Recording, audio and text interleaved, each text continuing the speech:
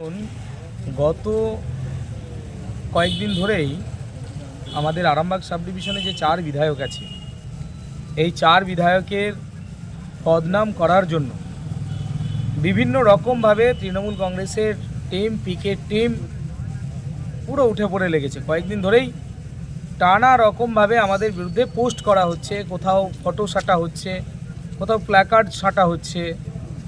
তো এটা নিয়ে গত পরশুদিন আমরা থানা ঘেরাও করে বিক্ষোভও দেখিয়েছিলাম। তো তারপরে এই বিষয় নিয়ে আমরা অভিযোগও জমা করেছিলাম, কিন্তু গতকাল থেকে তৃণমূল কংগ্রেসের আরও কিছু ছেলে, 1 নম্বর আমি এখানে যাদের যাদের নামগুলো পেয়েছি, কালকে তো আমি একটা কেস করেছি, আরও রাজু খাঁ, ইঞ্জু মল্লিক, নাজির শাহ সহ এক ইউটিউবার চ্যানেল আছে বাংলা দিশা, আর সেই সঙ্গে রেহান শেখ। এই সমস্ত ব্যক্তির অ্যাকাউন্ট থেকে বিভিন্ন রকমভাবে ফটো পোস্ট করা হচ্ছে, এআই দ্বারা নির্মিত ফটো। এই ফটো পোস্ট করে আমার চরিত্র হননের চেষ্টা করা হচ্ছে।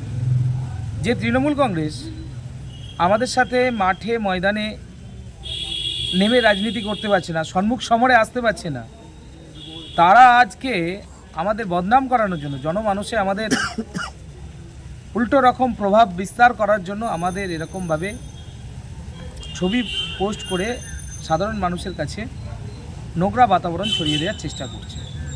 তো আজকে আমরা গতকালও দেখেছিলেন এই বিষয় নিয়ে আমি এসেছিলাম, থানাতে কেস করেছি। আজকেও আমি এলাম, এই বিষয় নিয়ে থানায় অভিযোগ করলাম। কালকে পুরো বিষয়টা আমরা এসপিকে মেল করব। আজকে আমাদের হাইকোর্টের আইনজীবী যারা, তাদের সাথে কথা হয়েছে।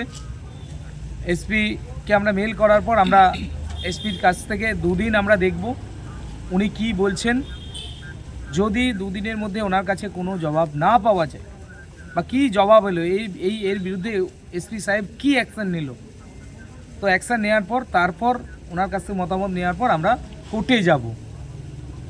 পরিষ্কার কথা বলছি, ব্যক্তিগতভাবে যে চরিত্র হননের চেষ্টা তৃণমূল কংগ্রেস পিকেট টিম আর তার সঙ্গে তৃণমূলের চামচা যারা করছেন, আমি ব্যক্তিগতভাবে সকলের জন্য মানহানির মামলা করব, কয়েক কোটি টাকার মানহানির মামলা করব, যা আমার ক্ষতি করছে।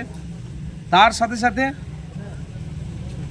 যে মেয়েটাকে দিয়ে এই ধরনের কাজ করানো হচ্ছে, ছবিটা দেখানো হচ্ছে, উনিও আগামীকাল জাতীয় মহিলা কমিশনে উনি মেল করবেন। আমার সাথে কথা হয়েছে, কালকে জাতীয় মহিলা কমিশনে মেল করা হবে। আমরা এর সাথে যারা যারা যুক্ত আছে কাউকে আমরা ছেড়ে কথা বলবো না, পরিষ্কার কথা বলছি।